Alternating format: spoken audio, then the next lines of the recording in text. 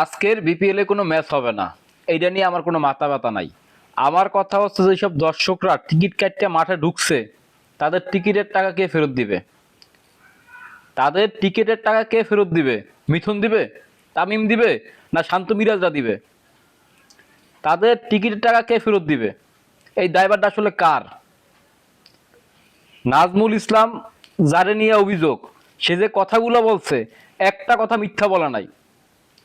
ক্রিকেটারদের গায়ে এখন চর্বি জমে গেছে, তারা এই জন্য দেশটা নিয়ে একটা ফাইজলামি শুরু করে দিচ্ছে।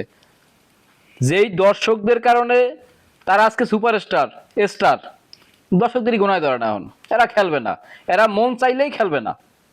এই হলো সমস্যা। এখন আজকে দাবি একটা মানা হয়েছে, নাজমুল ইসলামের পদত্যাগ করাইছে। কালকে আর এক দাবি তো লইবে, তাদের বেতন ডাবল করতে হইবে। আর এক দাবি তো লইবে, ম্যাচ জিতলে বোনাস দেওয়া লাগবে।